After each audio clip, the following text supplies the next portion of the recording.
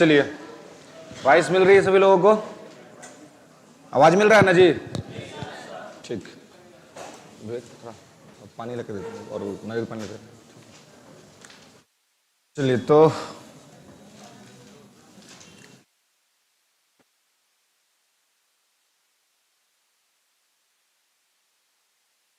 क्या देख रहे थे हम लोग? इसको थोड़ा सा अप कर देना है विवेक।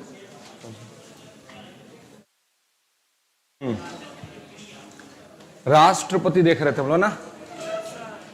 ठीक,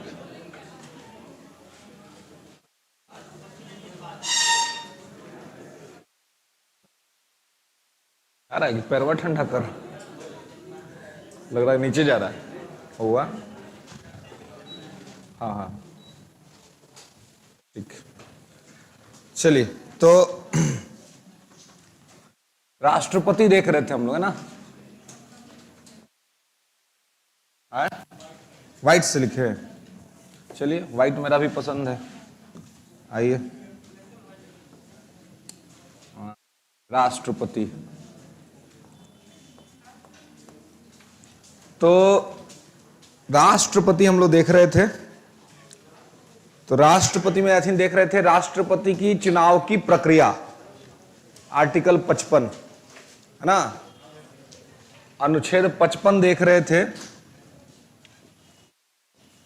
article 55, election process of president of India, Bharat के राष्ट्रपति के चुनाव की प्रक्रिया देख रहे थे कि राष्ट्रपति का चुनाव होता कैसे है ना? तो इसमें हमने देखा था कि राष्ट्रपति का जो चुनाव होता है वो single vote transferable system with proportional representation के माध्यम से होता है ना? बाकी सब लोग लग रहा है अभी चाय पार्टी कर रहे हैं ना, बोस्टन टी पार्टी है कि नहीं? बोस्टन टी पार्टी इतिहास में घटना है।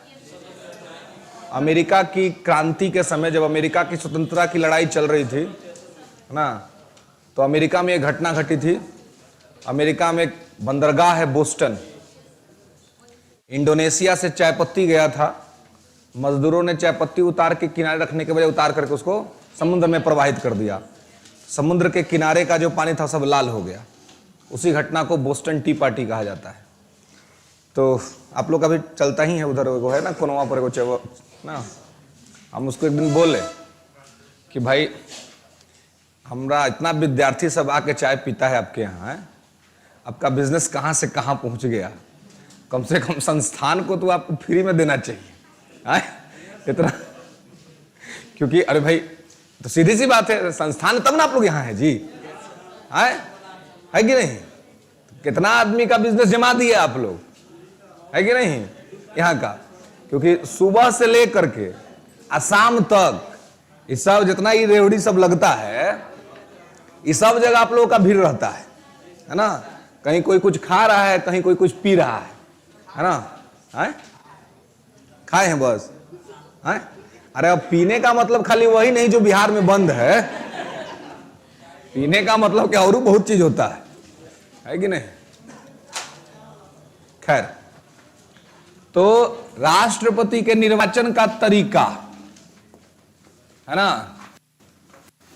निर्वाचन का प्रक्रिया या तरीका हो गया ना? हो गया है, ठीक ठीक। आइए, ठीक, आइए आर्टिकल 56 पर चलते हैं, 56 पर। राष्ट्रपति का कार्यकाल, ठीक है, टेन्योर ऑफ प्रेसिडेंट, राष्ट्रपति का कार्यकाल, आर्टिकल 56। राष्ट्रपति का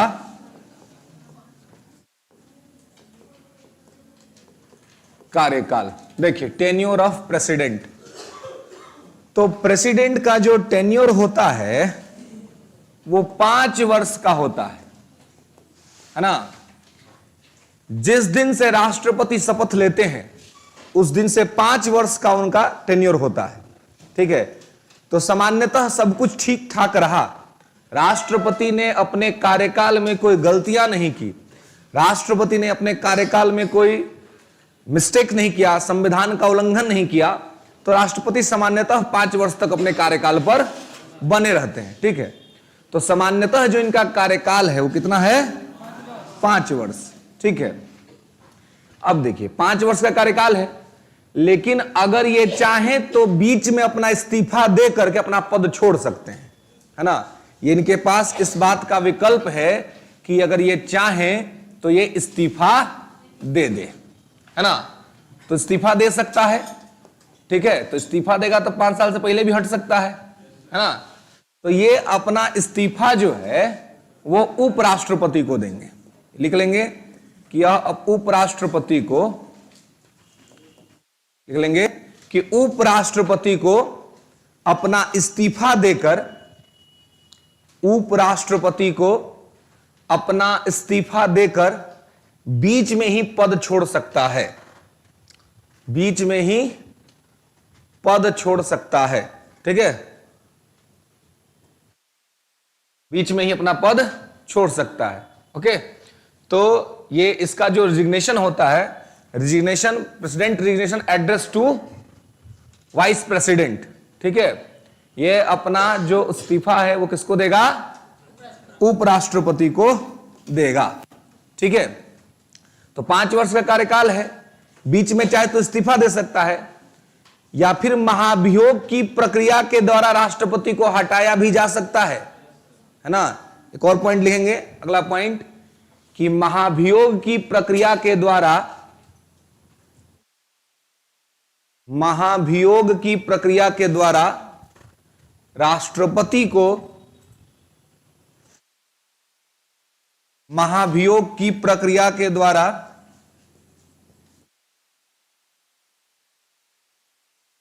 महाभियोग की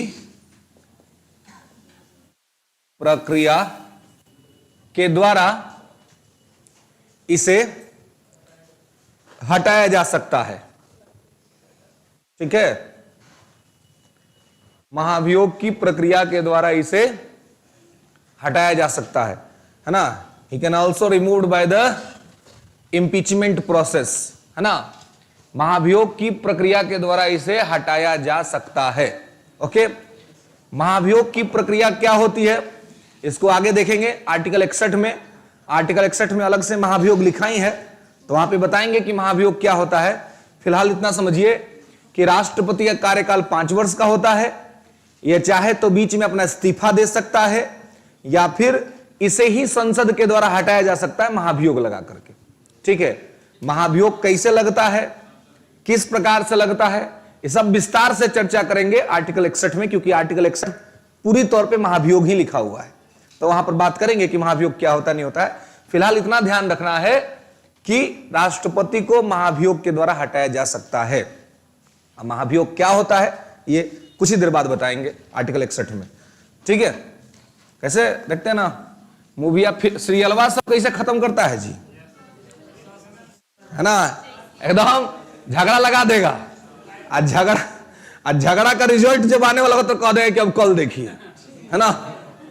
और वो सब इतना बढ़िया से बनाता है पगला सब कि मैंने उसमें आप देखिए कि क्या करता है जी, मतलब हर दिन एक ना एक ऐसा इंटरेस्टिंग मोड़ पर आके कहानी को छोड़ देगा कि अगला दिन क्यूरोसिटी रहेगा कि बच्चा अब क्या होगा, है ना।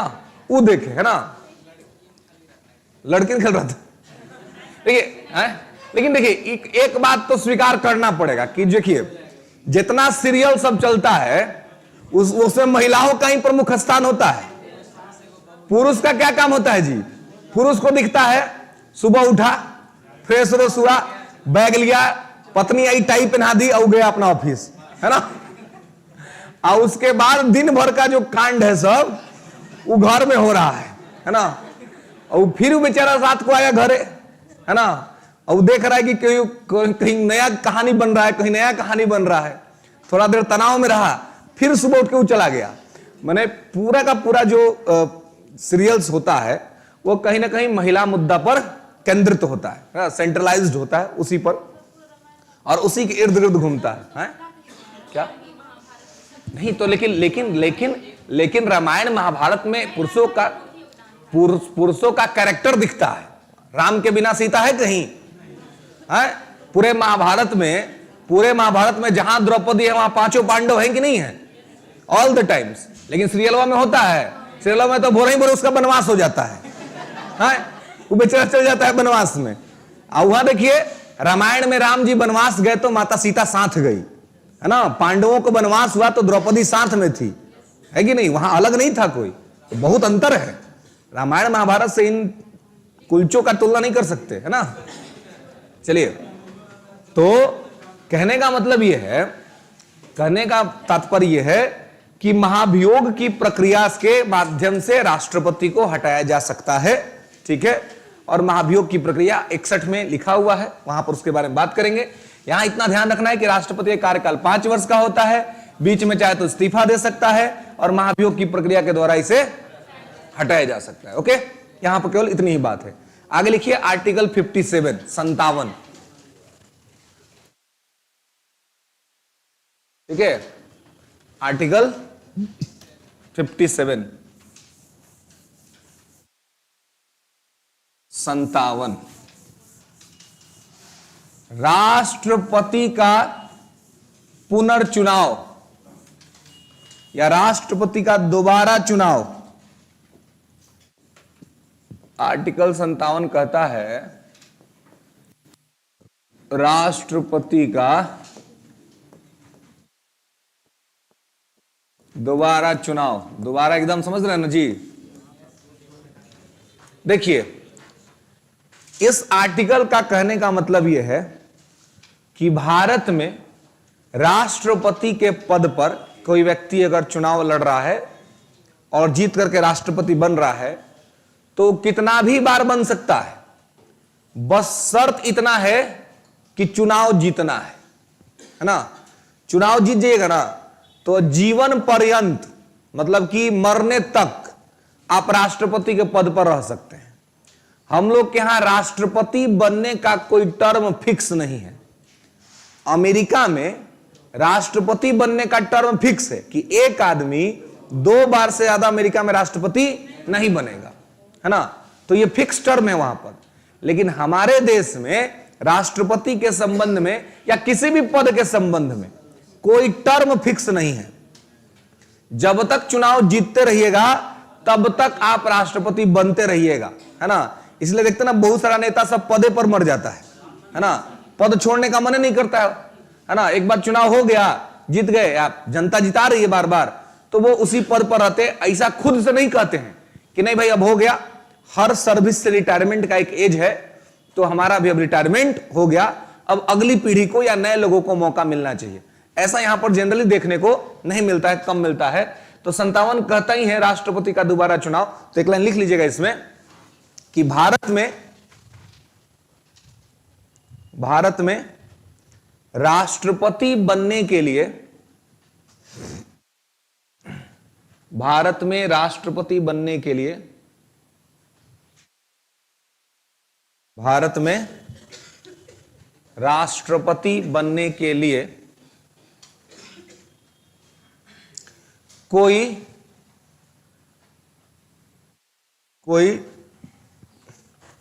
निश्चित टर्म फिक्स नहीं किया गया है। कोई निश्चित टर्म फिक्स नहीं किया गया है।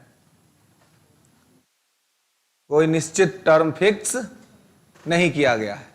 इसका मतलब यह हुआ कि एक व्यक्ति कितना भी बार राष्ट्रपति बन सकता है ना। लिख लेंगे अर्थात यानी किसका मतलब, अर्थात एक व्यक्ति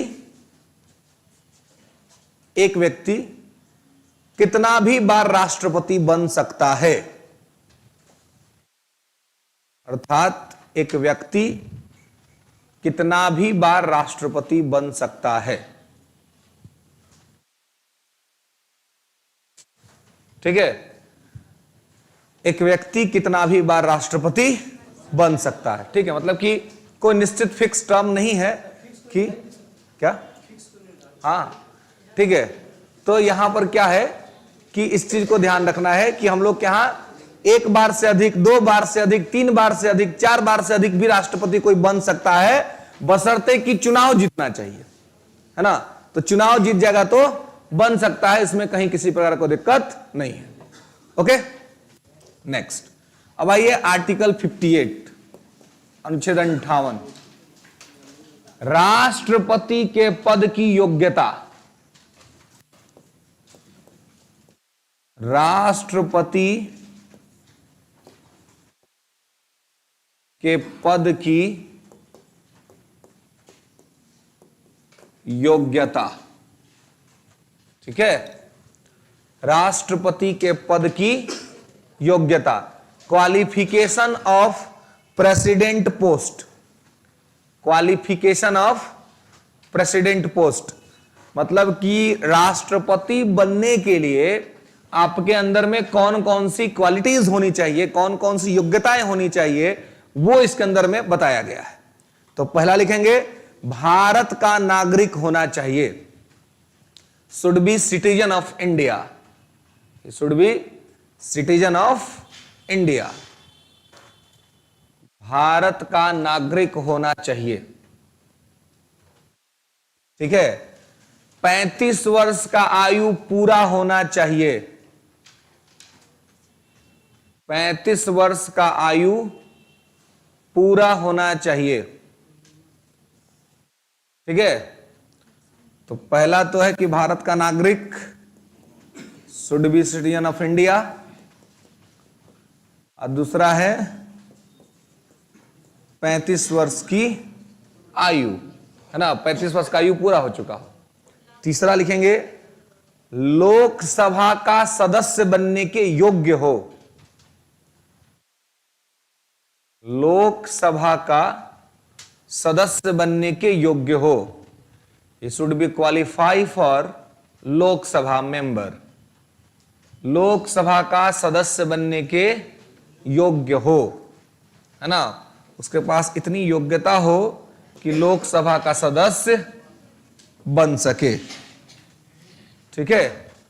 तो लोकसभा का सदस्य बनने के योग्य हो, ठीक है।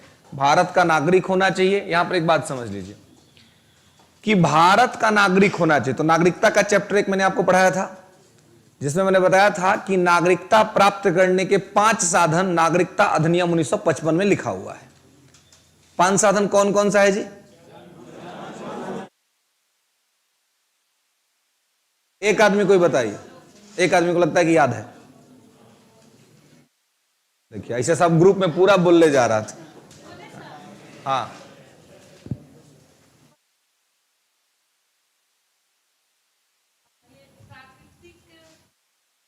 ठीक है।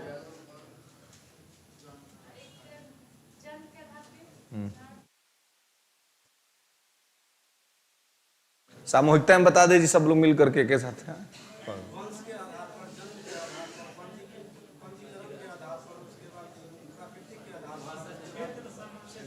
हाँ, क्षेत्र समावेश, बैठ जाइए।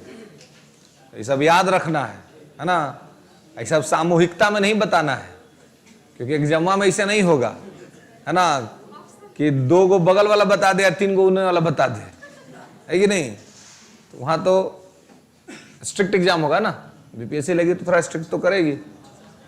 चलिए, तो लोकसभा का सदस्य, देखिए भारत में है कि 5 तरीका है नागरिकता प्राप्त करने का, तो इस 5 में से किसी भी तरीके से मान लीजिए कि कोई आदमी भारत का नागरिक बन गया है, तो वो भारत के राष्ट्रपति का चुनाव लड़ सकता है, ठीक है।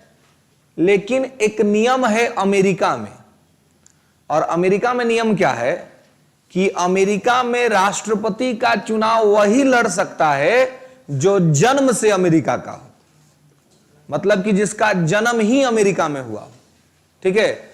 जिसका जन्म अमेरिका में हुआ होगा वही अमेरिका में राष्ट्रपति बन सकता है। हम लोग क्या ऐसा नहीं है कि भारत में जन्म हो तभी भारत का राष्ट्रपति बनेगा। हम लोग क्या है कि किसी भी तरीके से अगर वो भारत का नागरिक बन गया है ऑफिशियली, तो ऐसे में उसको क्या करेंगे, भारत का राष्ट्रपति का चुनाव वो लड़ सकता है।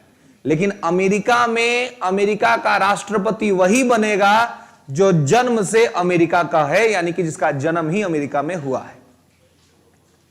तो इसका मतलब तो ये हुआ कि आप लोगों का एक कैरियर विकल्प खत्म होता है, राष्ट्रपति बनने वाला अमेरिका में, है ना। अगर कोई सोच रहा होगा कि मैं अमेरिका का राष्ट्रपति बनूंगा, तो ये संभव नहीं है, क्योंकि अमेरिका का संविधान ऐसा इस बात की आजादी नहीं देता है। हाँ, लेकिन अगर आपकी महत्वाकांक्षा बहुत बड़ी है तो आप अपने नेक्स्ट जनरेशन को अमेरिका में जाकर के लॉन्च कर सकते हैं, है ना। ऐसा प्रोग्राम बनाए कि उसका जो लॉन्च हो वो अमेरिका में हो, किसी भी स्टेट के, अमेरिका में 50 स्टेट हैं, किसी स्टेट में हो जाए, और उसके बाद अगर वो वहां पे आपका प्रोग्राम लॉन्च हो गया ठीक तरीके से, तो उसके बेसिस पर आप अपनी नागरिकता भी ले लेंगे। आप तो नहीं, लेकिन वो जो आपका अगला जनरेशन है वो अमेरिका में राष्ट्रपति का चुनाव लड़ पाएगा, क्योंकि उसका जन्म अमेरिका में हुआ है। ठीक है, तो हम लोग यहां ऐसा नहीं है। हम लोग क्या है कि बस नागरिक होना चाहिए भारत का, चाहे जिस बेसिस पर हुआ हो, है ना। उसके बाद वो बन सकता है भारत का राष्ट्रपति। तो भारत का नागरिक होना चाहिए, 35 वर्ष आयु पूरा होना चाहिए, लोकसभा का सदस्य बनने के योग्य होना चाहिए। फिर लेंगे 50 प्रस्तावक और 50 अनुमोदक होने चाहिए। 50 प्रस्तावक, प्रस्तावक बोले तो प्रपोजर्स, 50 प्रस्तावक और 50 अनुमोदक बोले तो सेकेंडर्स। 50 प्रस्तावक और 50 अनुमोदक होने चाहिए। ठीक है, 50 प्रपोजर्स एंड 50 सेकेंडर्स। हाँ, बताएंगे, अभी सब बताएंगे, ठीक ना। बता के निकल जाएंगे तो कोनो कंफ्यूजन नहीं बचेगा। ठीक है, नहीं, राज्यसभा का यहां पे कोई मसला नहीं है। देखिए, 50 प्रस्तावक और 50 अनुमोदक होना चाहिए। तो ये 50 प्रस्तावक और 50 अनुमोदक अलग अलग लोग होगा, और दूसरा कि ये वही लोग होंगे जो इलेक्टोरल कॉलेज के मेंबर हैं। तो कल इलेक्टोरल कॉलेज के बारे में बताए थे, निर्वाचक मंडल।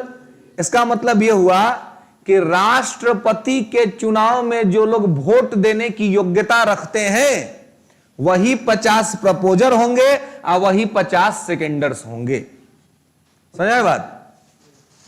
कि कल पढ़े थे ना निर्वाचक मंडल, कि संसद के निर्वाचित सदस्य, राज्य विधानसभाओं के निर्वाचित सदस्य, दिल्ली और पुडुचेरी केंद्र शासित प्रदेश के निर्वाचित विधायक, यही लोग वोट करते हैं।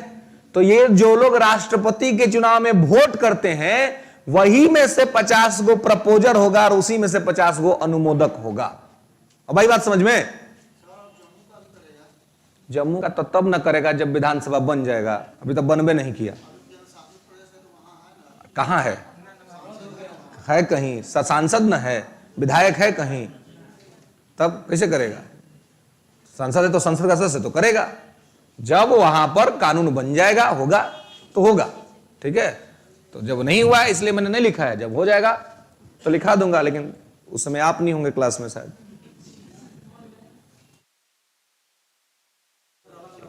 हाँ, दोनों अलग अलग होगा।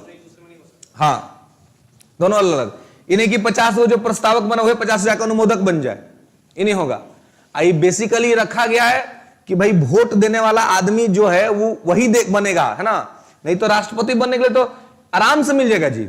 नहीं, जब कोई कैंडिडेट होगा तो कोई भी नहीं मिलेगा, तो कम से कम क्या होगा, कोई नहीं होगा ना, तो कम से कम ससुराल का आदमी सब तो तैयार हो ही जाएगा जी। नहीं हो जाएगा कि भाई जिया जी जा रहे हैं राष्ट्रपति बनने, कहा कि नहीं। आज दिल्ली में फ्री में रहने का 350 से ज्यादा कमरा है राष्ट्रपति भवन में, है कि नहीं। तो उसमें तो भाई पूरा ससुराल का आदमी रह जाएगा तो कम नहीं पड़ेगा जगह। तो 5 साल तक रहने का उसको मिल जाएगा नहीं जगह, तो सब सपोर्ट कर देगा। तो संविधान निर्माता सब इतना दिमाग वाला था, उस जानता था कि भाई सब पगला बना देगा, है ना। तो इसलिए कह दिया कि नहीं, निर्वाचक मंडल का आदमी। निर्वाचक मंडल में से सोचिए कि 50 प्रस्तावक का 50 अनुमोदक जिसको मिल रहा है, इसका मतलब कि ऐसा आदमी है वो कि किसी राज्य में सरकार बना सकता है, कहीं पर राज्य सरकार गिरा सकता है ना। बहुत पावरफुल आदमी होगा वो। इसीलिए किया गया ताकि राष्ट्रपति के चुनाव में वोटकटवा सबको बाहर कर दिया जाए। नहीं तो पहले राष्ट्रपतियों के चुनाव में वोटकटवा सब चुनाव लड़ता था, अब ना 2 कैंडिडेट दिखता है जी। इतिहास देखिएगा तो राष्ट्रपति के चुनाव में 13 को 14 कैंडिडेट लड़ता था चुनाव। अब पहले ही प्रपोजर सेकेंडर 10-10 को हुआ करता था, तो इसको बढ़ा बढ़ा करके इसको 50 पर पहुंचाया गया, ताकि नॉन सीरियस टाइप का कैंडिडेट को पहले ही रेस से बाहर कर दिया जाए। अब इतना होवे नहीं करेगा केकरो पास, ये उसी के पास होगा जिसके पास उतना पावर होगा, है ना। हाँ, प्रस्तावक का मतलब बस इतना है कि 50 गो लोग जाएंगे इलेक्शन कमीशन ऑफ इंडिया के पास, है ना। इलेक्शन कमीशन के पास जाके कहेंगे कि हम इस आदमी का प्रस्ताव रखते हैं राष्ट्रपति के पद के चुनाव लड़ने के लिए। देखेगा कि अच्छा इसमें 50 आदमी का साइन है कि नहीं, हो गया। फिर कहेगा अच्छा ये 50 को तो प्रस्तावक हो गए जो नाम रखा, अब 50 को आएगा अनुमोदन करने। फिर वो कहेगा कि हमको मालूम है कि आदमी एकदम सही है, ऐसा ही योग्य कैंडिडेट है, तो 50 आदमी खाली नाम का प्रस्ताव देगा, 50 आदमी उस नाम पर मुहर लगा देगा, है ना। तो जो मुहर लगा देगा वो 50 गो अनुमोदक है, और जो नाम रखा वो प्रस्तावक है। हाँ बोलिए, क्या कहता है? गवाही वही कहीं पे कोई ना दे, सब चुनाव में होता है। यहाँ पे अनुमोदक सेकेंडर्स है और ये प्रपोजर्स है, ठीक है।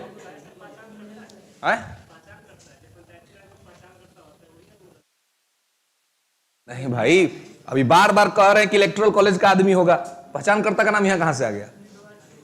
इलेक्टोरल कॉलेज जितना बता रहे उतने समझिए, है ना। एक्स्ट्रा एंटीना जोड़िएगा तो कहीं पर क्रैश कर जाएगा, ठीक है। 50 प्रस्तावक 50 अनुमोदक का मतलब बस इतना है कि जो लोग राष्ट्रपति के चुनाव में वोट देने की योग्यता रखते हैं उसी में से 50 गो नाम का प्रस्ताव रखेगा और 50 गो उसका अनुमोदन करेगा, ठीक है। तो बस यही मसला है, और ये इतना नंबर आपको ध्यान रखना है कि राष्ट्रपति को इतना चाहिए होता है, ठीक है। इसके बाद लिखेंगे कि 15,000 रुपया,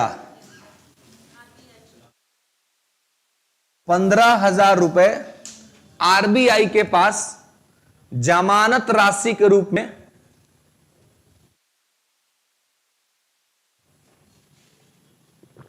15,000 रुपए आरबीआई के पास जमानत राशि के रूप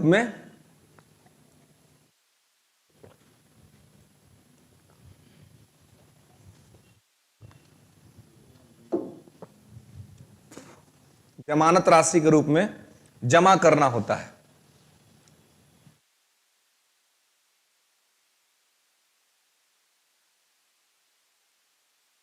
ठीक है।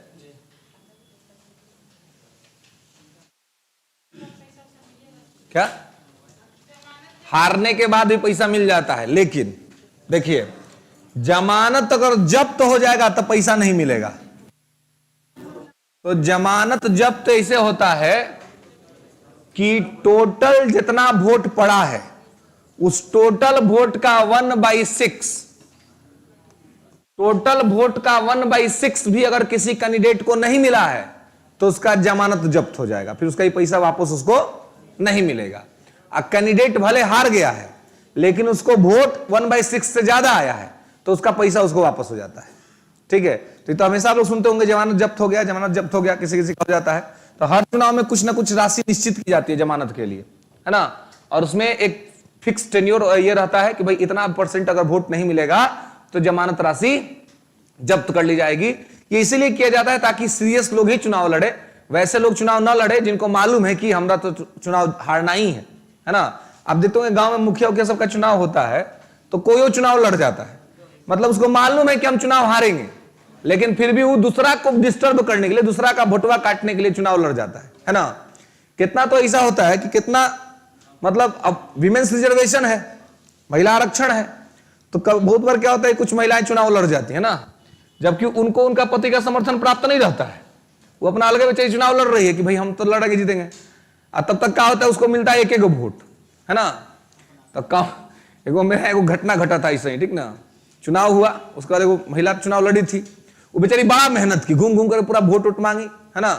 उसको हालांकि वो इंश्योर थी कि उसको तो हारना ही है, लेकिन इतना बुरा हारे उसको पता नहीं था। तो उसको एक ही वोट मिला, काउंटिंग के बाद निकली और उसको एक ही वोट मिला, हंसी बपना वाला। जब आई ना तो उसका पति गया उसको सांत्वना देने और कहा कि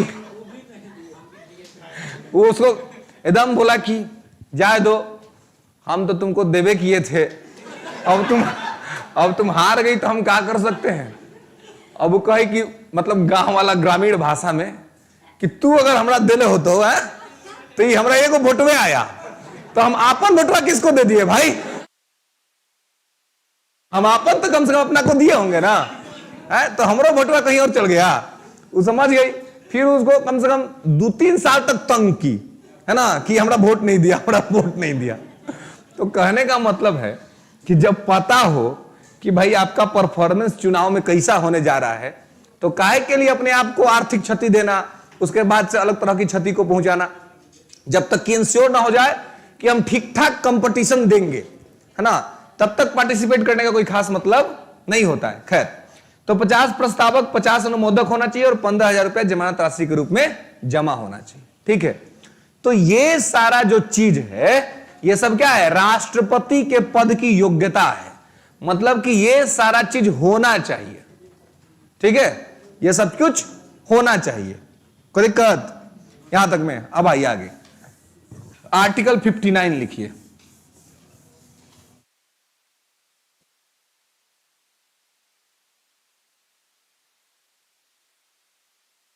आर्टिकल 59, राष्ट्रपति के पद की शर्तें।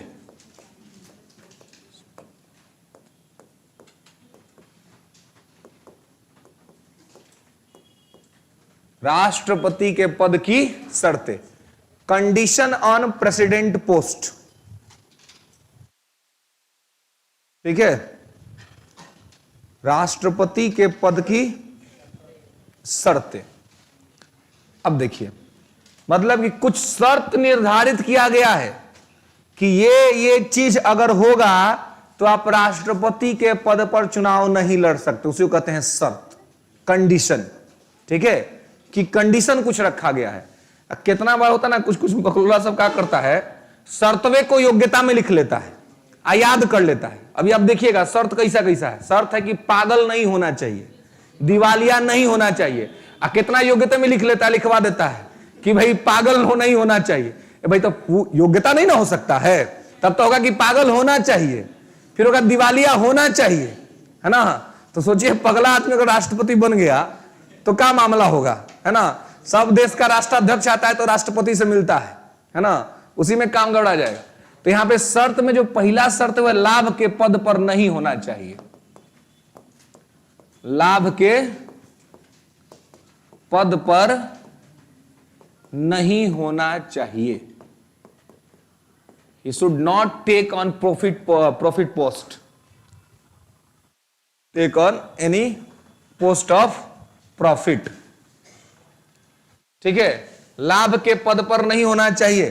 देखिए मतलब कि राष्ट्रपति का चुनाव लड़ने वाला आदमी को लाभ के पद पर नहीं होना चाहिए। लाभ का पद का मतलब यहां पर क्या है, यहां पर लाभ के पद का मतलब है सरकारी नौकरी। ठीक है, अगर आप किसी सरकारी नौकरी में हैं, गवर्नमेंट जॉब में हैं, छोटा से छोटा या बड़ा से बड़ा कोई हो, अगर नाम पर आपको लग गया है कि गवर्नमेंट जॉब वाला आदमी है, तो गवर्नमेंट जॉब वाला आदमी जो है वो लाभ का पद माना जाता है। मतलब कि गवर्नमेंट जॉब में रहते हुए आप चुनाव नहीं लड़ सकते। ठीक है, तो लाभ के पद पर नहीं होना चाहिए। और मजेदार बात क्या है, देखिए कि सरकारी नौकरी लाभ का पद है, आज स्वयं सरकार लाभ का पद नहीं है। इसका मतलब यह हुआ कि राष्ट्रपति लाभ का पद नहीं है, राज्यपाल लाभ का पद नहीं है, है ना, सांसद विधायक लाभ का पद नहीं है। ठीक है, मतलब अगर आप राज्यपाल हैं तो राज्यपाल रहते हुए राष्ट्रपति का चुनाव लड़ सकते हैं। राष्ट्रपति के पद पर हैं, 5 लाख सैलरी मिल रहा है महीने का, फिर भी आप लाभ के पद पर नहीं है और वहां पर रहते हुए आप राष्ट्रपति का चुनाव लड़ सकते हैं। लेकिन आप अगर किसी बैंक के अंदर में सरकारी कर्मचारी हैं, है ना, आप क्लर्क हैं, है ना, 15-20 हजार रुपये आपका सैलरी है, तो ऐसे में आपको पहले इस्तीफा देना पड़ेगा। इस्तीफा देके तब जाके चुनाव लड़ना पड़ेगा, है ना। कारण यह है कि लाभ के पद का निर्धारण, कभी कभी आपसे पूछा सकता है कि लाभ के पद का निर्धारण कौन करता है, तो लाभ के पद का निर्धारण संसद करती है, पार्लियामेंट करती है। पार्लियामेंट ये निश्चित करती है कि कौन सा पद लाभ का है और कौन सा पद लाभ का नहीं है। ठीक है, तो इस तो हम लोग के संविधान के प्रस्तावना में लिखा हुआ है हम भारत के लोग, है ना, वहां करना चाहिए कुछ भारत के लोग, है ना। जो भारत को प्रभुत्व संपन्न बनाते हैं। हम लोग निकलेंगे रोडवा पर तो हम लोग का क्या है जी, डेमोक्रेसी में क्या है कि हम लोग मालिक हैं। तो निकलिए रोड पर क्या है, तो नेताजी लोग नौकर है, तो उ लोग का गाड़ी तन चल होने से, है ना, बस सारा मालिक को साइड करवा दिया जाएगा, है ना। क्या भाई, तो मालिक साइड हो जाओ, नौकर आ रहा है। पगला कि कौन सा तुम हम लोग को मतलब अंधा नगरी में चौपट राजा बना के रखा हुआ है जी, कि भाई मालिक साइड हो जाओ, अब जो है सो नौकर जा रहा है ना, उसको जाना जरूरी है। अब मालिक का एम्बुलेंस रुक जाएगा, है ना, मालिक का कोई पेशेंट है जो सीरियस स्थिति में है तो वो रुक जाएगा क्योंकि नौकर गुजर रहा है वहां से, है ना। तो कहने का मतलब तात्पर्य यह है कि भाई इस तरह की कुछ व्यवस्थाएं बनाई गई है ना। तो लाभ का पद पर नहीं होना चाहिए। तो लाभ का पद मतलब सरकारी नौकरी। अगर आपसे पूछा जाए कि लाभ के पद का निर्धारण कौन करता है, तो भारत की संसद करती है, ठीक है। तो यह ध्यान रखना है, लाभ के पद पर नहीं होना चाहिए, ठीक है। आइए उसके बाद दूसरा कि पागल नहीं होना चाहिए, he should not be mad, पागल नहीं होना चाहिए। हाँ, क्या कह रहे हो जी, आजकल सब वही है, ठीक है, कह रहा मिला जुला की बतवा, कोई गड़बड़ नहीं है। कि इसमें कहा गया है कि भाई देखिए, कोई कह देगा ना कि पागल है तो उससे नहीं होगा, मेडिकल सर्टिफिकेट होना चाहिए। नहीं तो सही बात है, आजकल तो लगभग लोग पागल है जी, क्योंकि आजकल क्या है जी, लोग प्यार से लोग पागल कहता है कि नहीं। अब किसी को कोई कह दिया ना पागल, खुश होकर भाई आज हमको पागल बोला है ना, खुश माने खुशी का ठिकाना नहीं रहता है ना। तो उस थियरी के हिसाब से अगर चले तो सब पागल है कि नहीं। तो इसलिए वहां पर कहा गया कि नहीं भाई, मुंह से कहने से नहीं चलेगा, इसमें क्या चाहिए, सर्टिफिकेट होना चाहिए, है ना, सर्टिफिकेट होना चाहिए, ठीक है। देखिए कभी कभी जो एक्चुअल जो पागल सब होता है ना, कभी कभी उसका सेंस ऑफ ह्यूमर बड़ा तेज काम करता है, खूब तेज काम करता है। देखो पागल को दिखाने के लिए इसी पटना में लेके आया सब, ठीक है ना, 3 आदमी लेके आए, ठीक है। तो नहीं होता अटेंडेंट सब आपस में बतियाता है कि डॉक्टर सब आएंगे तो जाके मिलेंगे। वो जो पगला था चौथा, वो पहले ही घुस गया डॉक्टर के ऑफिस में, आज जाके कहा कि डॉक्टर साहब प्रणाम। तो बोले बोलो क्या बात है। तो सर 3 को पागल लाए हैं, तो देख लीजिए। अब ये लोग जब अंदर घुसा तो वो डॉक्टर कंफ्यूज है, तो पागल कौन है, ये तीनों है क्यों है। हालांकि फिर उसके एक्टिविटी को ऑब्जर्व करने के बाद वो समझ गया कि पागल कौन है ना। हाँ, वो समझ गया। तो कभी कभी उस सबका सेंस ऑफ ह्यूमर खूब तेज काम करेगा, है ना। वो समझ में नहीं आएगा कि वो अच्छा बिहेव कर रहा है कि बुरा बिहेव कर रहा है। तो कभी कभी ऐसा होता है। तो एक होता है कि पागल नहीं होना चाहिए, और दूसरा है कि दिवालिया नहीं होना चाहिए, he should not be bankrupt, दिवालिया नहीं होना चाहिए। देखिए दिवालिया मतलब कि नीरव मोदी, विजय माल्या, है ना, ये सब दिवालिया है। देखिए दिवालिया का मतलब है कि पैसा ले लिया, आज चुकाने की स्थिति में नहीं है ना, ठीक है। कर्जा ले लिया, कर्जा अब चुकाने की स्थिति में नहीं, उसको कहते हैं दिवालिया। देखिए गरीबी से कोई दिक्कत नहीं है, हमारा संविधान ये नहीं कहता कि गरीब आदमी नहीं बनेगा, गरीब आदमी बने कोई दिक्कत नहीं है, लेकिन कहता है कि दिवालिया आदमी नहीं बनेगा। मतलब कि दिवालिया मतलब आप समझिए गांव के भाषा में कर्जाखोर, है ना, कि घूम घूम के कर्जा खा लिया और कर्जा अब चुकाने की स्थिति में नहीं है, तो है बैंकक्रप्ट, है उसको कहते हैं बैंकक्रप्ट। तो बैंकक्रप्ट आदमी जो है वो राष्ट्रपति का चुनाव नहीं लड़ सकता है, ठीक है। कारण यह है क्या, मतलब कोई भी चुनाव, हर चुनाव में शर्त के तौर पर रहता है कि बैंकक्रप्ट नहीं होना चाहिए, है ना। क्योंकि बैंकक्रप्ट होगा तो उसका पहला काम क्या होगा, जाएगा अब पैसा कमाएगा, कमा करके उसको पैसा सधाने का काम करेगा। तो इसलिए कहा जाता है कि जब राष्ट्रपति का पद या कोई भी राजनीतिक पद जो है ये लाभ का पद नहीं है, तो इसका मतलब यह हुआ कि वो सेवा का पद है, वहां पर सेवा करने के लिए गए हैं। तो इसके लिए उनको यह अधिकार नहीं दिया जाएगा कि वहां से कमा करके अपना कर्जा चुकता करें। तो इसीलिए यहां पर कहा गया है कि यह दिवालिया नहीं होना चाहिए, पागल नहीं होना चाहिए, दिवालिया नहीं होना चाहिए और लाभ के पद पर नहीं होना चाहिए। तो ये सब कुछ शर्तें जो हैं वो इसके लिए यहां पर इसको निश्चित किया जाता है कि ये सब चीज को राष्ट्रपति के चुनाव लड़ने वाले व्यक्ति पर मैंडेटरी होगा कि वो इन सभी चीजों को देखेगा, ठीक है, और इसके हिसाब से ही आगे बढ़ेगा। ओके, नेक्स्ट लेंगे आर्टिकल 60, अनुच्छेद 60। एजुकेशन का जिक्र ये नहीं, कहीं नहीं है। भारत के संविधान में किसी भी पद पर बैठने के लिए शिक्षा का कोई जिक्र नहीं है कि कम से कम नामों लिखने आना चाहिए, इहो नहीं लिखा हुआ है। ठीक है, देखिए देखिए देखिए, चलिए ठीक है, मैं मान लूं, देखिए इसको बहुत ये सीधे तौर पे देखने वाला ये मुद्दा नहीं है। एक टाइम पे मुझे भी ऐसा लगता था, जब उतनी जानकारी नहीं थी, उतना नहीं पढ़ा था, तो लगता था कि एक व्यवस्था होनी चाहिए शिक्षा का। अब बताइए, आपसे पूछा जाए कि आप बताइए कौन सा स्टैंडर्ड डिग्री निश्चित कर दिया जाए जिससे आपको लगता है कि ये ज्यादा योग्य आदमी होगा, आई अच्छा से देश चला लेगा। कोई स्टैंडर्ड डिग्री है इसके लिए? अगर आपको कहा जाए कि आप स्टैंडर्ड डिग्री रख दीजिए कि कोई स्टैंडर्ड डिग्री वो एकदम देश चला देगा बढ़िया से, बताइए कोई स्टैंडर्ड डिग्री? हाँ, क्या चीज? पीएचडी, पॉलिटी में पीएचडी, हाँ क्या होना चाहिए?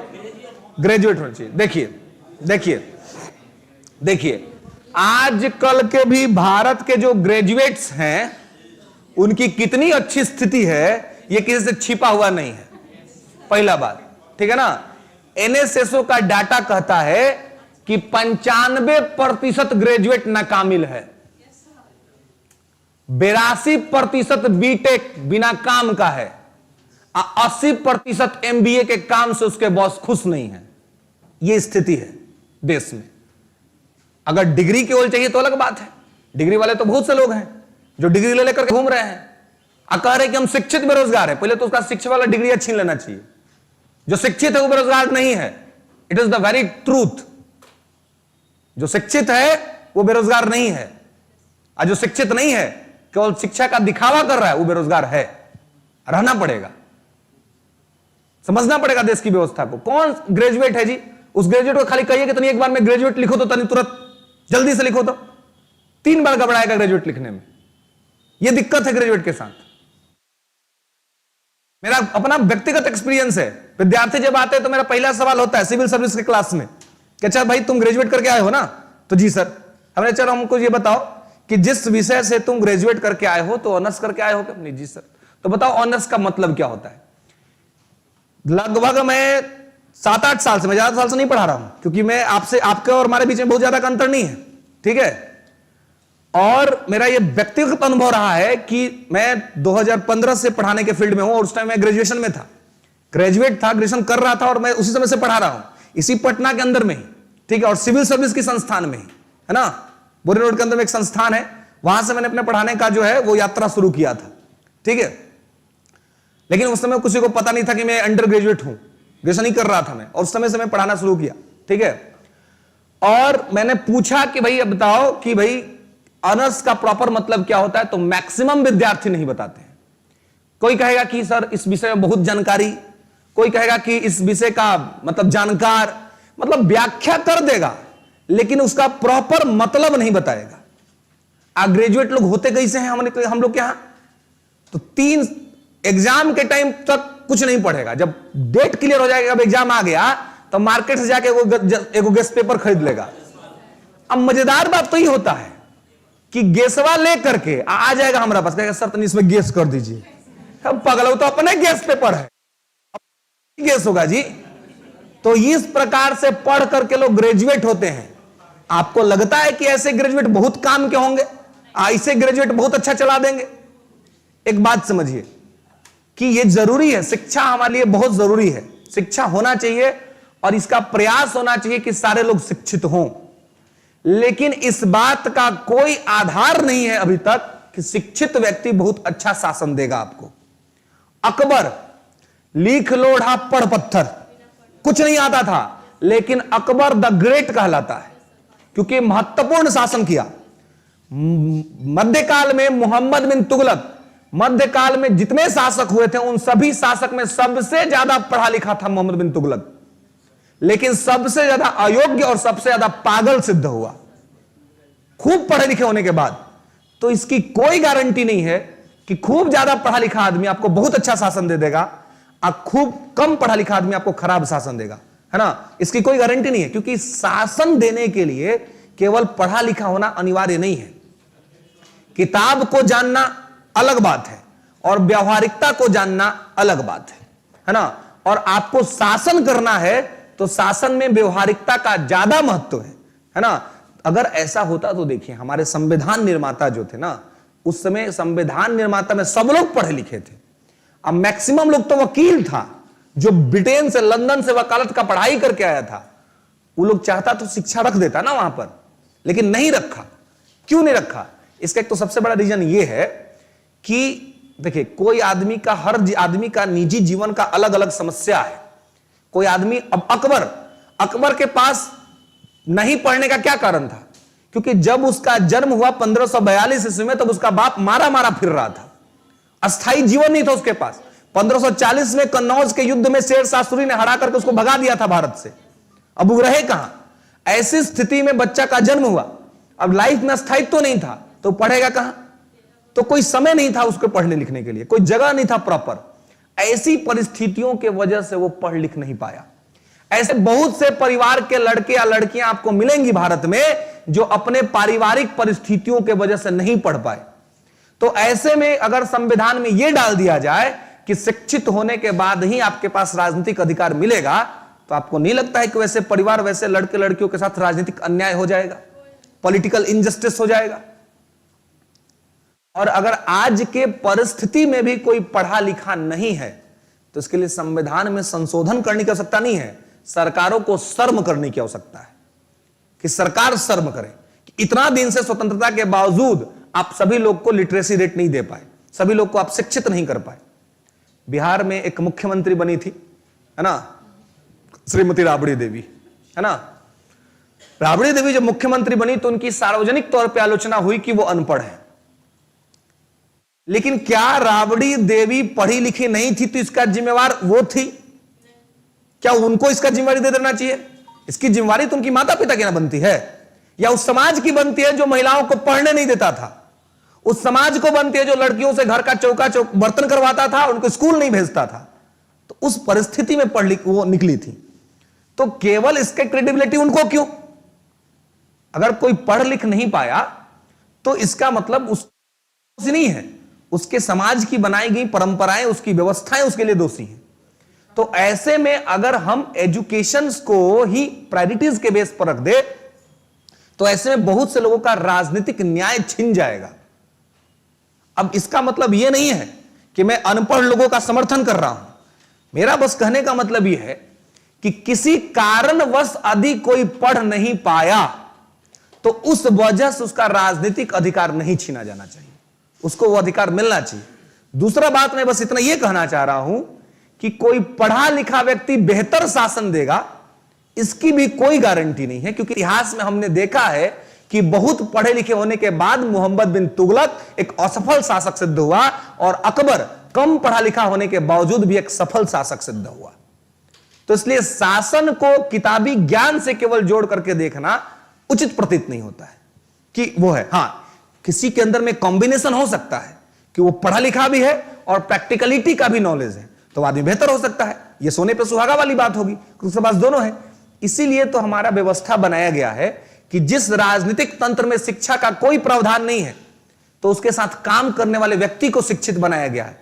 हर जगह आईएएस आईपीएस को क्यों रखा जाता है?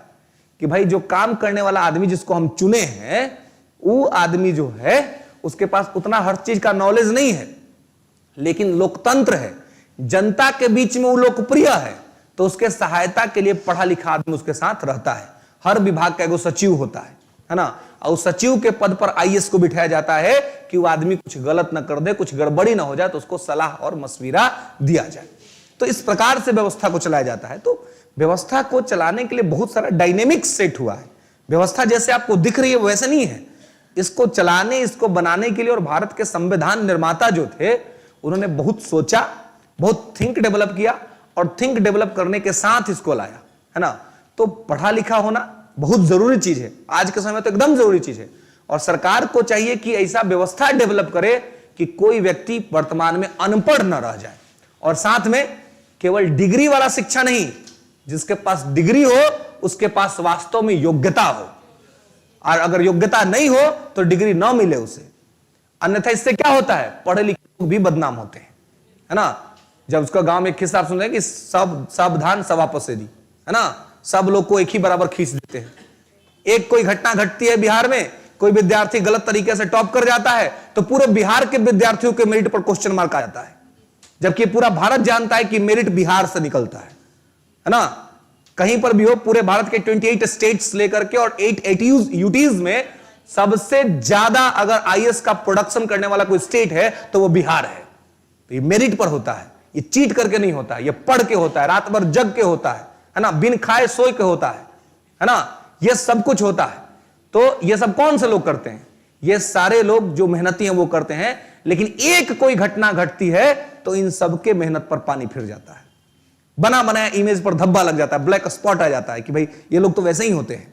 लेकिन ये यथार्थ है कि बिहार हमेशा मेरिट को आगे बढ़ाता है और हमेशा बिहार ने मेरिट दिया है। जब जब देश संकट के दौर में गया है, बिहार ने देश को नेतृत्व प्रदान किया है और बिहार ने हमेशा देश को लेकर के आगे बढ़ाने का, चाहे वो प्राचीन में गणतंत्र का पाठ पढ़ाना हो या फिर आधुनिक भारत के अंदर में संपूर्ण क्रांति का नारा देकर के एक तानाशाही सरकार को गिराना हो, ये सब कुछ बिहार ने किया है। तो यहां पर हमारे एजुकेशन सिस्टम्स को भी ठीक करने की जो रिस्पॉन्सिबिलिटी है वो गवर्नमेंट को होना चाहिए। तो संविधान में संशोधन करने से अच्छा विकल्प यह है कि सरकार नैतिक रूप से जिम्मेवारी ले कि हम सबको शिक्षित करेंगे। सबको शिक्षित कर दीजिएगा तो कोई क्राइटेरिया फिक्स करने की जरूरत ही नहीं पड़ेगी, है ना। सब लोग पढ़े लिखे होंगे, सब लोग चुनाव लड़ेंगे और योग्य व्यक्ति आपके शासन में योग्य लोग चुन के आएंगे और योग्यता के आधार पर निर्णय होगा। तो वो कहां पॉलिटी पढ़े, संविधान पढ़े, राजनीतिक न्याय के पास, कि अगर हम कोई बैरियर खड़ा कर देंगे किसी के सामने तो पॉलिटिकल इनजस्टिस हो जाएगा। और संविधान की प्रस्तावना कहती है कि हम राजनीतिक न्याय देंगे, तो न्याय देते देते हम किसी के साथ अन्याय नहीं कर सकते हैं। तो कानून बना देने से अच्छा है कि हम अवेयरनेस फैला करके सबको शिक्षित बना दें। अब देखिए ना, बिहार में शराबबंदी का कानून है ना जी, शराब बंद है क्या?